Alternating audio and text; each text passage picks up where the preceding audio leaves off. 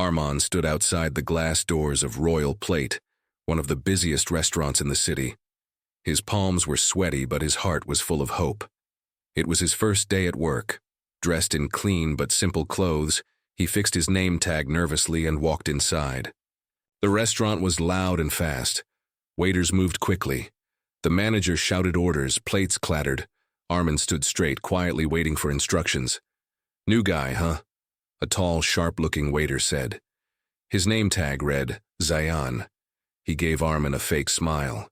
"Let's see how long you last." Armand just nodded politely. Zion whispered to another waiter, "He looks soft.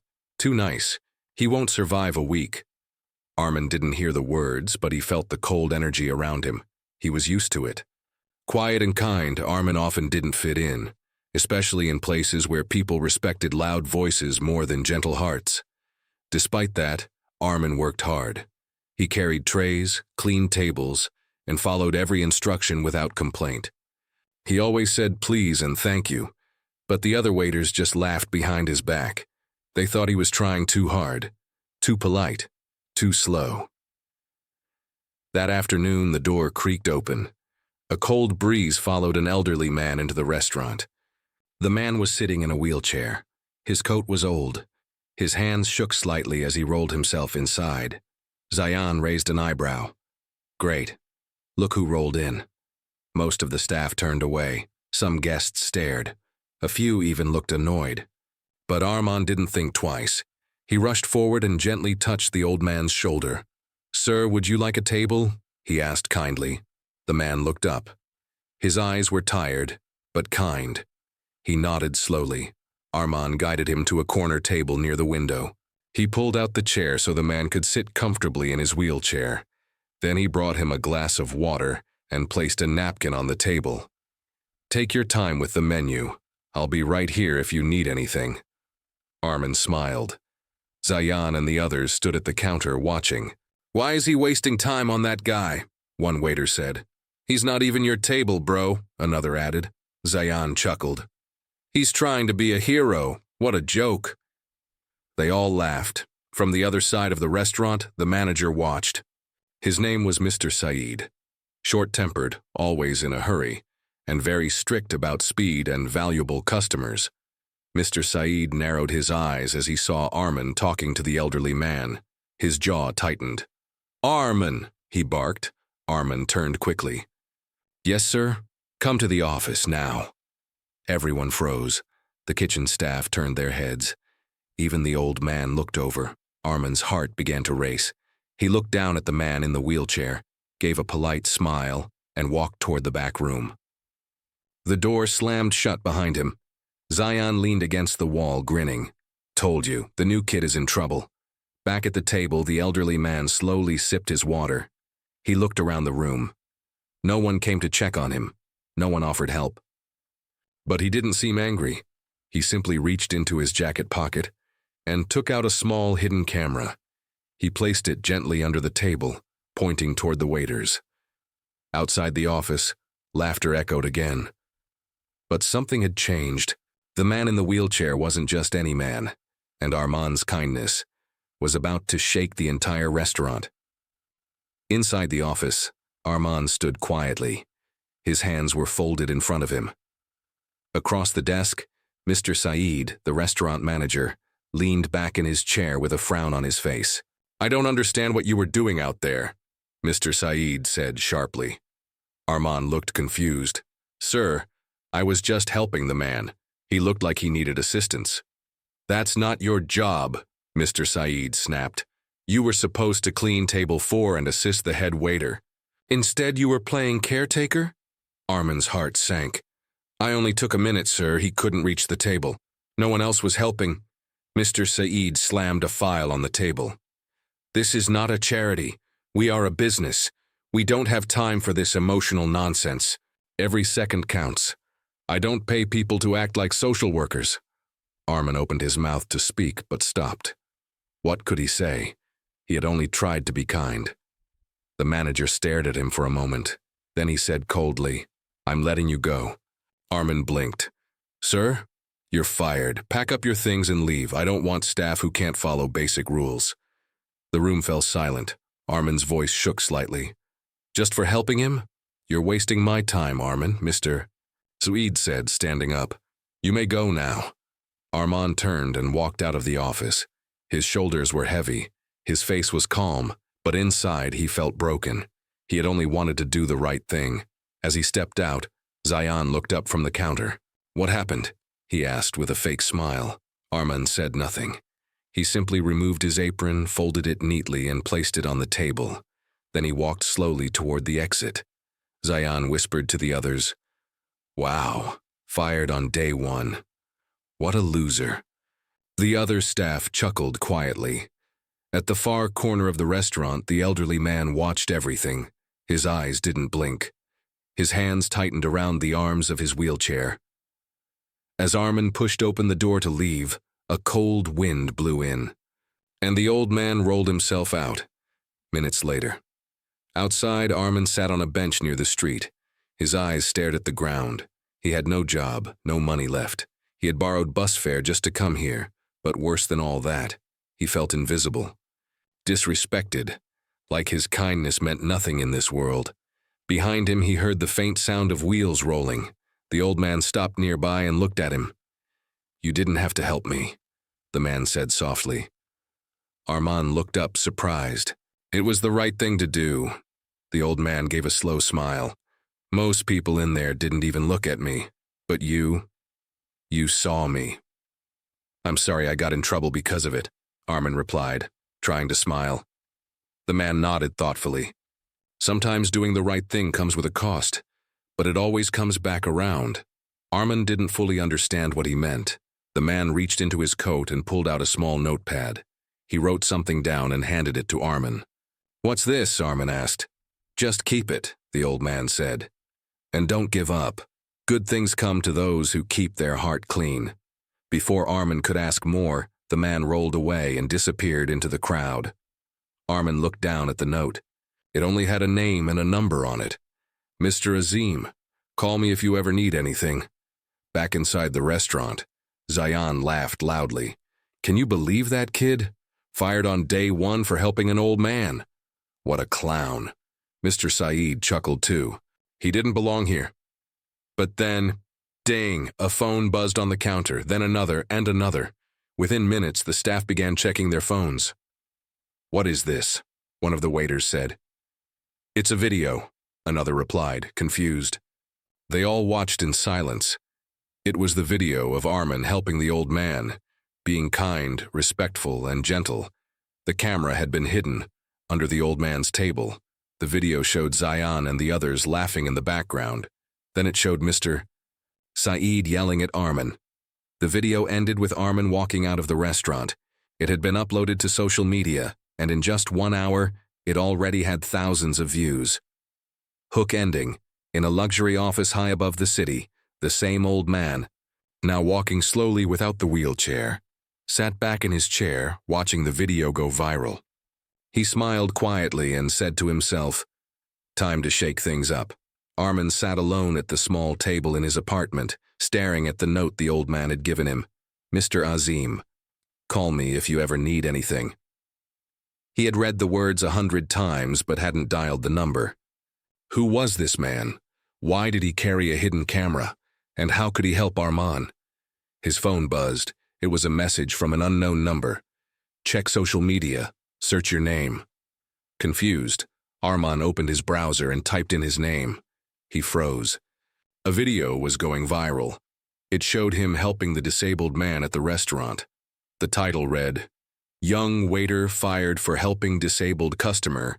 Kindness costs him his job. The views were climbing fast. Thousands of comments poured. This young man deserves a medal. How can a restaurant fire someone for being human? Does anyone know where to find him? I want to help. Armin blinked in disbelief. He refreshed the page. The numbers kept rising. Just then, his phone rang. He hesitated, then answered. Hello? Is this Armin? A calm, powerful voice said. Yes. Who's this? This is Mr. Azim. We met yesterday. Armin stood up straight. Sir, I didn't expect. Thank you for the note, but Don't thank me yet, Mr. Azim interrupted gently. I saw something in you, something the world doesn't always value. Empathy. I want to talk.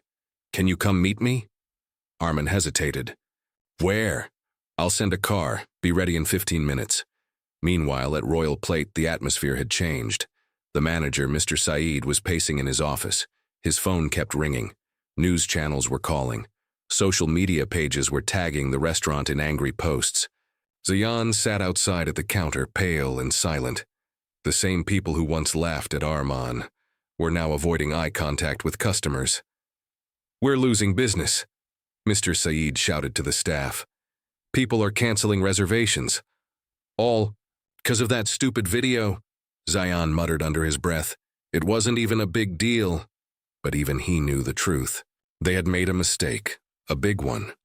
The kindness they mocked had now become the symbol of something much bigger.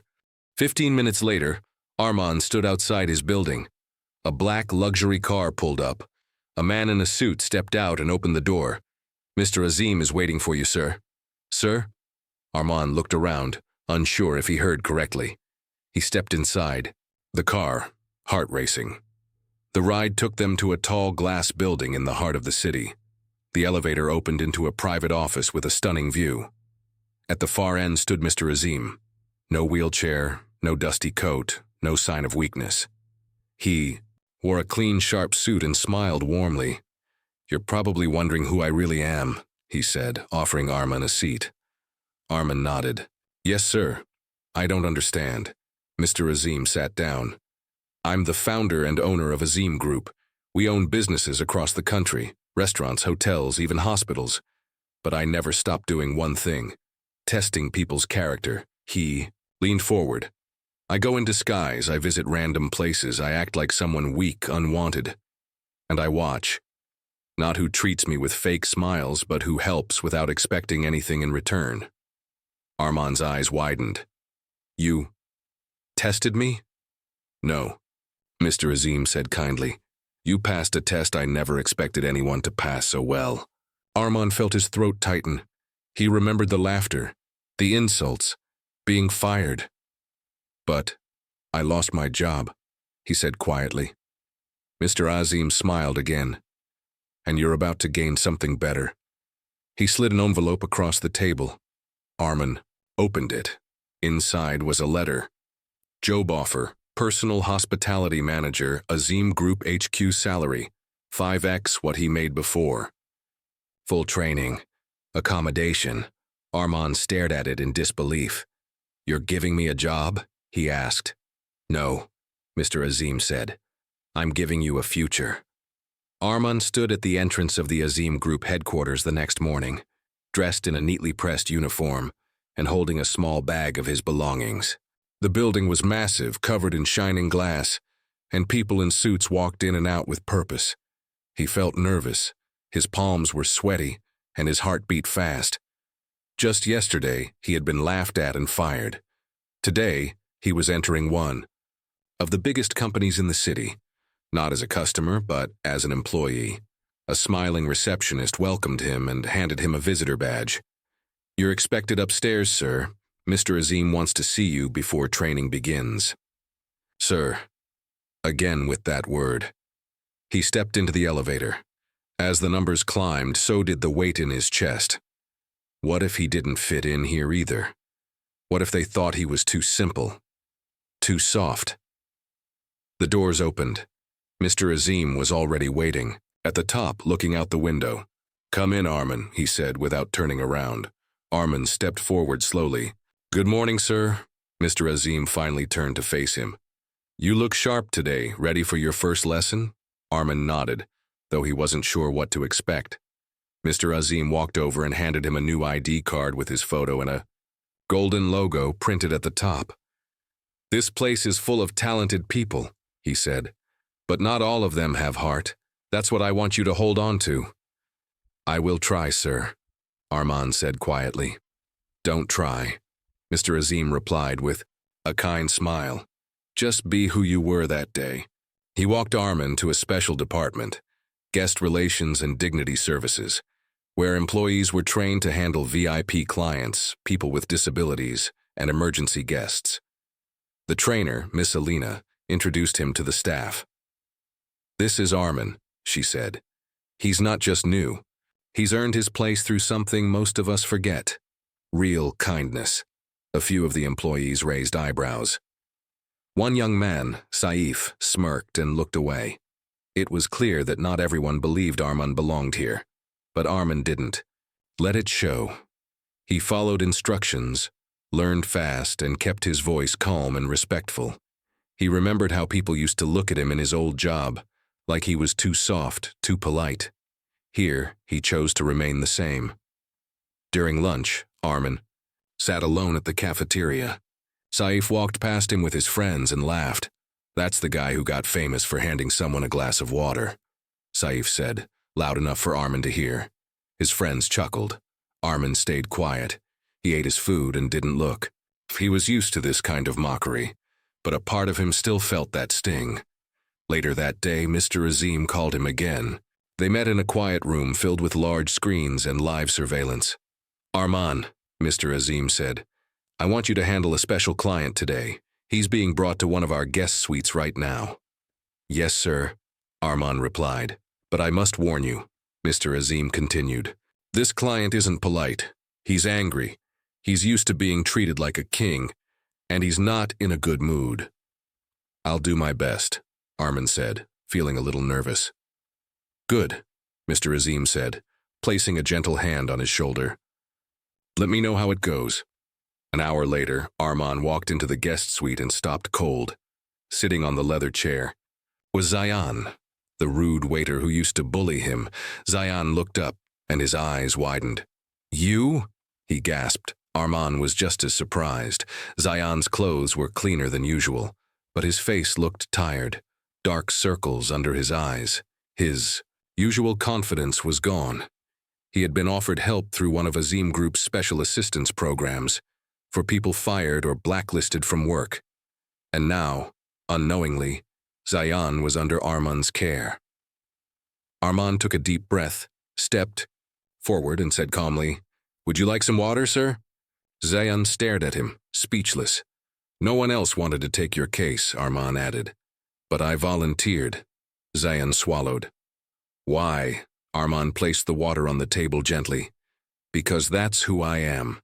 Zayan sat in the quiet guest suite, holding the glass of water Arman had given him. His hands trembled slightly, but not from fear, from shame.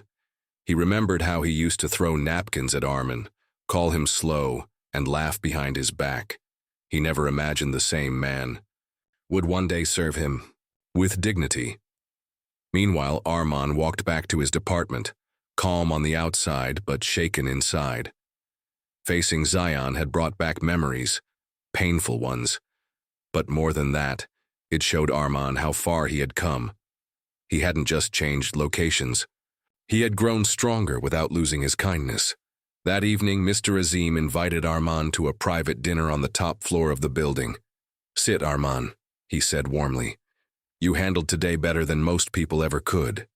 Thank you, sir," Arman replied quietly. "I've been watching your progress closely. Not just the way you work, but the way you forgive." Arman looked up, surprised. "Forgive?" "Yes. You forgave a man who humiliated you. You offered him respect when he didn't deserve it. That's the kind of leader I want to build," Mr. Azim said firmly. Arman blinked. "Leader?" Mr. Azim smiled. "I'm offering you a new position. Assistant Director of Guest Services. You'll be trained, mentored, and, if you accept, one day run your own branch." Arman couldn't believe it.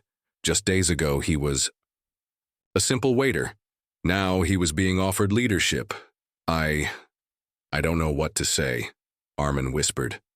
"Say yes," Mr. Azim chuckled, and Arman did.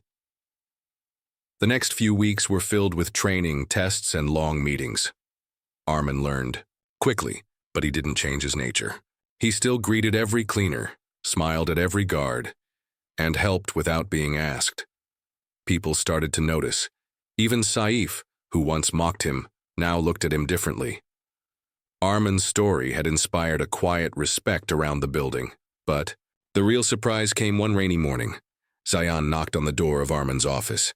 "Can I come in?" he asked awkwardly. Arman nodded. "Of course." Zayan stepped in and stood silently for a moment. He looked down, ashamed. "I wanted to say something," he began. "Back at the restaurant, I treated you like trash. I thought being loud and rude made me strong." He paused, voice cracking. "But you showed me real strength. You helped me even when I didn't deserve it." Arman stayed silent, listening. "I lost my job, my respect, even my friends. No one wanted to work with me anymore. But what you did, it made me think. For the first time in years, I want to be better." He pulled out a small paper from his pocket. "I'm applying for the Azim Group's Rehabilitation and Second Chance program. I want to work, I want to start again." Arman took the paper and looked at him. "Do you really mean it?" he asked gently. Zayan nodded. "I do, and I'm sorry." Arman extended his hand. "Then let's begin." They shook hands. The same hands that once pointed and laughed now offered respect. Later that day, Arman stood near the balcony, watching the city below. The sky was clearing after the rain. Mr. Azim joined him. "Zayan told me what happened. You accepted his apology?" "Yes," Arman replied. "Everyone deserves one second chance. Someone gave me mine." Mr. Azim looked at him with pride. "You've turned your pain into purpose. Most people don't." Hook ending. As they talked, Mr. Azim's assistant rushed in with a letter. "Sir, you need to see this." He handed the letter to Arman. Arman opened it and froze. It was an invitation to speak at the National Hospitality Leadership Summit. His name was printed in bold. Arman stood in front of the mirror in his apartment, fixing his tie for the 10th time. Tomorrow was the National Hospitality Leadership Summit, his first time ever speaking in front of a large audience. And not just any audience. CEOs, hotel owners, senior staff from across the country would be there. He could barely believe his name was on the guest list, let alone the stage. He practiced his speech again and again. Kindness is not weakness. It is the power to rise when the world pushes you down. But every time he said those words, his heart pounded harder. What if he stuttered? What if they laughed? Suddenly, his phone buzzed. A message from Mr. Azim. "Just remember who you are. You don't need to be perfect. Just be honest." Arman took a deep breath. He had come too far to turn back now. The next morning, Arman arrived at the conference hall, a shining glass building filled with lights, cameras, and people in suits. His hands trembled slightly, but he walked with confidence. He was guided to a dressing room where the host welcomed him warmly. "You'll go on right after the keynote speaker. Just 5 minutes. Speak from the heart," she said. "Thank you," Arman replied, clutching his notes. As he sat quietly, someone knocked at the door. "Come in," Arman said. A man stepped in, middle-aged, worn-out clothes, tired eyes. For a moment, Arman couldn't recognize him. Then it hit him. His father. The man who had abandoned Arman and his mother when he was only 10. Who left with promises to return, but never did. Who never called, never wrote. "Hello, son," the man said. Arman froze, his chest tightened. I saw your name in the papers," his father continued. "I didn't know you'd become someone so respected." Silence filled the room. "I know I don't deserve your time," the man added, "but I had to come. I've lived with regret for years. I was a coward. I walked away from you and your mother. And I'm sorry." Arman clenched his fists. His childhood came flooding back, the empty dinners, the nights he cried beside his mother, the questions with no answers. "I don't expect forgiveness," his father said. "I just wanted to say I'm proud of you. And if you can't forgive me, I understand." He turned to leave. Arman's voice was low. "Wait." His father stopped. "I spent my whole life waiting to hear 'I'm sorry,'" Arman said, voice shaking. "I thought I'd hate you forever." His father lowered his head. "But I've learned something. Kindness is the only thing that ever made me strong." He looked at his father. You're late, but maybe. Late is better than never. They didn't hug, but they shared a long, quiet look, and for Armin, that was enough. Minutes later, Armin stood behind the curtain, as the host introduced him. And now, a story that's traveled from a restaurant floor to the boardroom. Please welcome Arman Khalid. He stepped onto the stage. Bright lights, hundreds of faces, silence. He looked down at his notes. Then, he put them aside. I want to tell you a story, he began, voice calm but strong. A story about a man who was fired for giving a glass of water, and how that moment changed everything. He told them about the restaurant, about Zayan, about the man in the wheelchair, about forgiveness, about rising from pain without letting. It turned into hate. Every word came from the heart. Every eye in the room stayed locked on him. And today, he finished, I don't stand here because I fought back. I stand here because I never stopped being kind. The room was silent. Then, applause. Loud, powerful. People stood. Some clapped. Some wiped tears. Arman smiled. He had done it. After the speech, dozens of people came to shake his hand. The media asked for interviews. Business cards were offered. And in the corner of the room, his father stood watching, silently, proudly. The email stayed open on Arman's laptop screen all night. He read it over and over. We are impressed by your leadership, humility, and story. We want you to lead our new hospitality training program. In Dubai, full relocation, global exposure, 6-figure salary. Please respond within 48 hours. Anyone else would have jumped with excitement, but Arman wasn't anyone else. He sat on his small balcony, watching the city lights, thinking about the journey that brought him here. He thought about the old restaurant, the dusty tables, Zayan's loud laughter, the moment he was fired for helping a disabled man. He remembered the cold walk home that day, not knowing what tomorrow would look like. Now, the world was calling him, but something still held him back. The next morning, Arman met with Mr. Azim at the company's rooftop cafe. Big offer, Mr. Azim said with a smile. Dubai is a golden ticket. I know, Arman replied. It's more than I ever dreamed. But you're not sure, Azim guessed. Arman nodded slowly. There's something I haven't told you, he said. I was planning to use my savings to open a training center for people like me, for people who get fired for being too kind, for people who need a second chance. Mr. Azim looked impressed. I see. I want to build something here, Arman continued, not just for me, but for the next version of me. That evening, Arman took a walk through the old street near his first job. He passed the restaurant where it all began. The lights were dim now. A new sign hung over the door, new faces, but the memory remained. Just as he turned to leave, he heard a voice. Sir? He turned. It was Zayan, clean-shaven, wearing a security guard uniform. He looked stronger, healthier. I didn't think I'd see you here again, Zayan said with a smile. I just came to remember, Arman replied. Zayan hesitated. I'm working 2 jobs now. I got accepted into the second chance program. Finished my first hospitality training course last week. That's great, Arman said. Zayan smiled wider. It's because of you. Arman's heart warmed.